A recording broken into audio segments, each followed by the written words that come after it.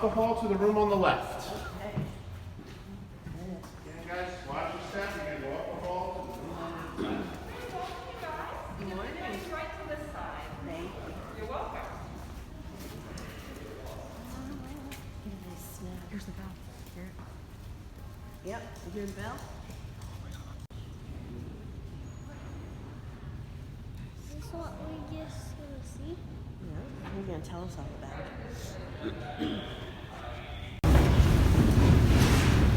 We have kind of going back. Yeah, there is modern heat and air conditioning, obviously there's some smoke detectors. But what's great about this building is that pretty much everything we see today is what was here in the 1700s. And one of the things that people don't necessarily expect is that Independence Hall is actually older than the United States. You know, we think about July 4th, 1776 is our birthday. Well, this building goes back to the 1730s. Now, at that time, Pennsylvania, of course, is a British colony. There's 13 British colonies. So this building was built to be the capital building of Pennsylvania, or as they call it, the State House. Independence Hall is a nickname that people like us are going to get when we start coming to visit. This is probably one of the first places in the United States that people come to see in the 1800s. When we're thinking about American history, we think about the Declaration of Independence, the U.S. Constitution, both of which are written in the room across the hall, which we'll go see in a couple of minutes. So, you know, this kind of becomes sort of our symbolic beginning point. But I want to kind of take us through the story starting before all that. So, when this was the capital of Pennsylvania, and if we think about, you know, where is England, where's Great Britain from us? It's 3,000 miles on the other side of the ocean. And in those days, it's a rough trip to cross that ocean. So the colonies get set up by the British, all at different times in different ways. The 13 colonies don't always get along with each other. You know, I always think about, you know, brothers and sisters fighting about something or other. That's kind of the way the states were. They argued about who owned what land or who got to use what river or things like that. And they don't meet. There's no meetings, there's no annual meeting of all 13 colonies. That just doesn't happen. They all kind of are going in their own different directions. But they are all British. So they're all going to have a building like this. And it's going to have 3 branches of government because that's the way the British do it. So obviously, you know, the king's over there, and then you have the parliament, and then you have the courts. Well, we do a governor, and then we have our legislature, and then we have our courts. So the governor was upstairs here. Across the hall was the assembly. Now they're elected by Pennsylvania voters, and in here was the Supreme Court of Pennsylvania. So there's, you know, your 3 branches. Now I don't want to really talk about the Pennsylvania Supreme Court, because I want to actually kind of talk about what we're looking at. Because the Pennsylvania Supreme Court doesn't meet here every day. They don't have enough business that they're here, and this is their courtroom and nobody else ever uses it. So depending what day you walked in, most days it was just a regular old courtroom, criminal cases. Somebody got arrested for stealing something and they're on trial. So what I want to kind of show you is the thing that's a little weird. So I got a few kids in the group today, so I'm going to kind of ask them, what do you think this is? The person who's accused of a crime, the person who's on trial has to stand. Now, this is clearly, anybody that's with me from the U.S. today, this is clearly something that we're not doing today. It's not a part of what we are in our courts today.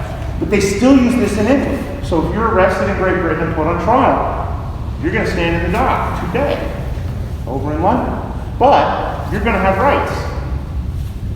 And those rights are going to sound really familiar. So in a British court, which remember this was before the Declaration of Independence, the British court, I'm innocent until proven guilty.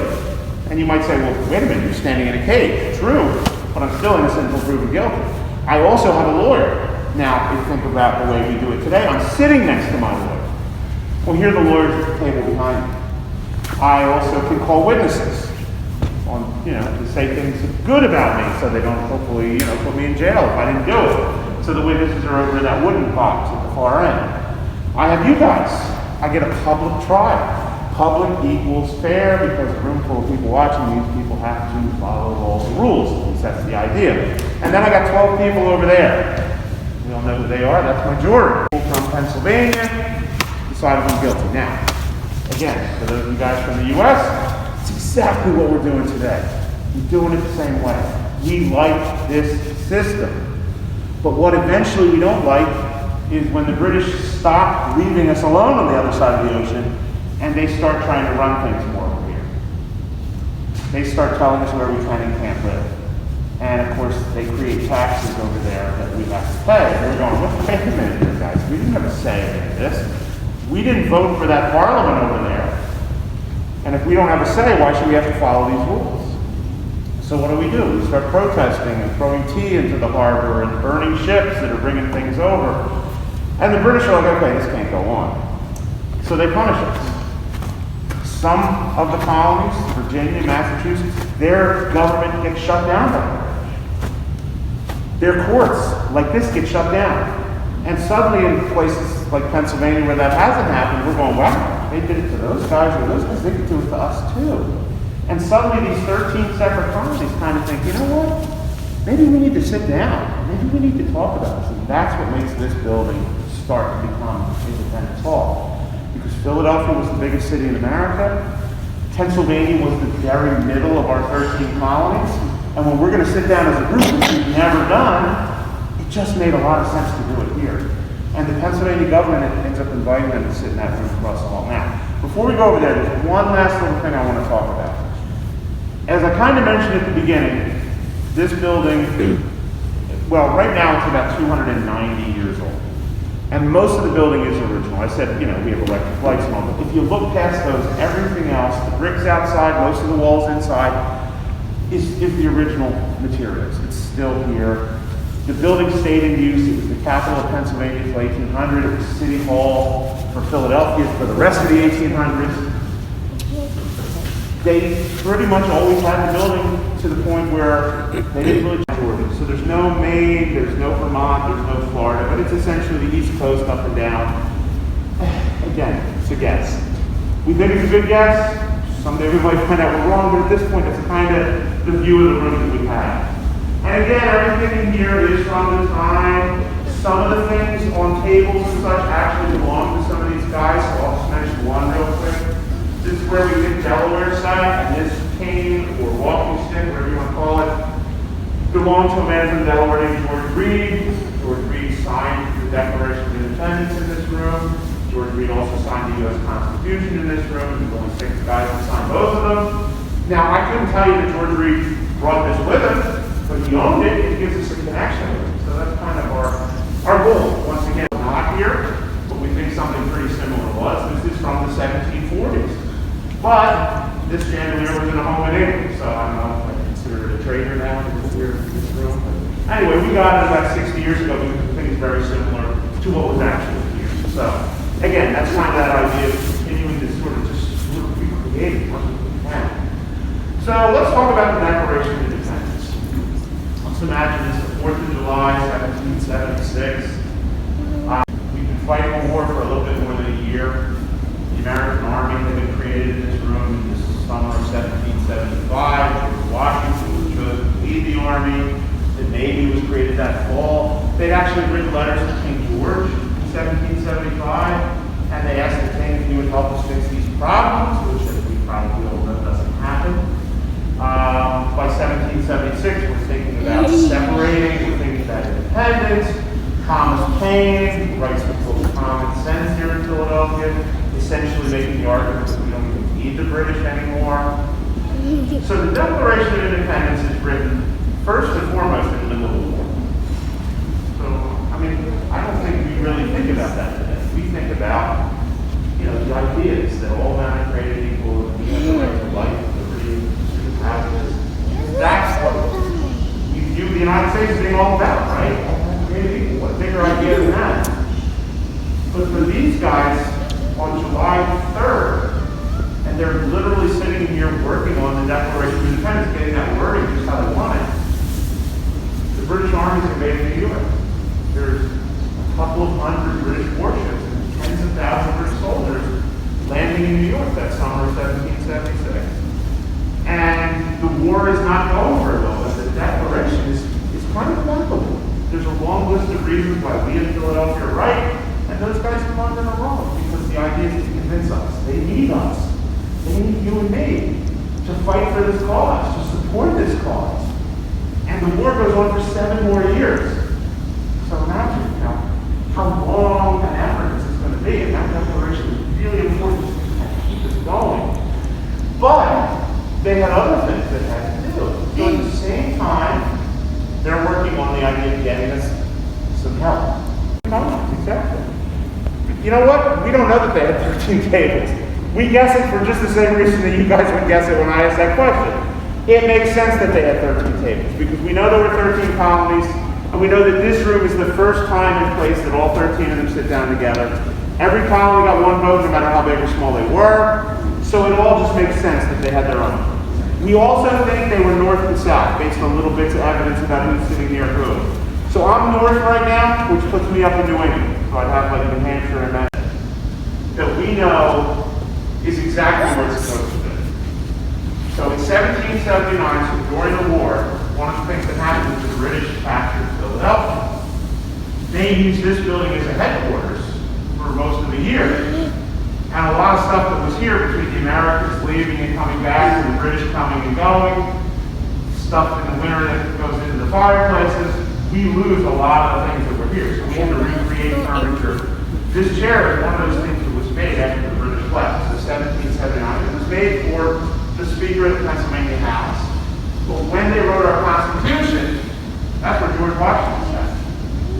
And we know for sure that that's where George Washington sat, because Benjamin Franklin actually tells us about it, which I'll share with you guys in a minute. But I want to think about George Washington a little bit more, because we all know, I usually can ask anybody, what's the most famous? Franklin says, now I have the happiness to know that is a rising and not a setting sun. Because I think he felt good that day, and it's, like I said, 234 plus years later, we're using that same Constitution, and I would say again, we're better today than we were that day. Which, when you think about it, really does kind of sound like a rising sun after all. Well, it depends. I mean, there's probably, there could be anywhere from between 3 and 7 guys per table. That was when they finally set up rules for how many there should be. So most tables probably had 3. So you see a few others. Yeah, we added a few others, and they probably would have spread out a little bit more than what we have today. Walk around a little bit.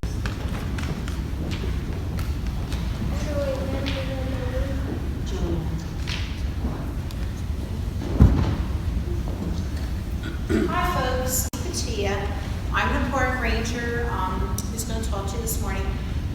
This building is really important. It's interesting because it sort of sits here kind of very low key. And it's surprising when I tell you all the important things that happened here. I mean, Independence Hall is really important because next door, because the Declaration of Independence was signed there, and that of course started the American Revolution, this World War, and then the laws of the United States were right next door. But this building's important because people promise you the world on paper.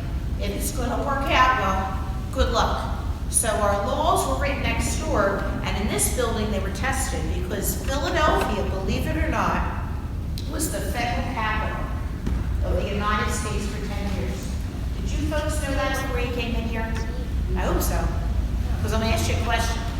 I won't put him on the spot, but somebody may know this. I mean, it's a small group. But does anyone here know where the first federal capital of the United States was? It was not Philadelphia. Anyone know? New York? Correct. Do you know how long it was in New York? It wasn't long. New York City was the capital for a year. That was it. And then it came here for 10 years. And then moved to Washington, D.C. in 1800. So all I can tell you is George Washington knew Philadelphia very well. He lived here 7 years. And you knew where he lived? Right across the street, where the Liberty Bell is. If you go to Liberty Bell in the front, there's an exhibit, and there's an exhibit panel entitled The President's House. And that's when it really hits you. You're like, you know what? Philadelphia was the capital of the United States. The house is gone. It'd be really interesting if they could rebuild the President's House.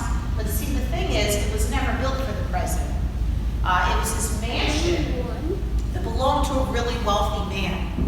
The house was a block long, and the wealthy man rented it to President Washington for $2,000 $10,000 a year, which was supposedly really a good deal on the rent. And when you're president at that time of the United States, you made $25,000 a year. So he could afford it. It was within his budget.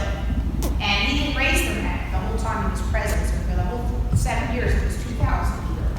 Plus, when John Adams became the second president, he paid $2,000 a year. Now, the house again was destroyed in a fire, and the wealthy man, he had a couple other houses. When it was destroyed, he decided not to rebuild it because the land became very valuable.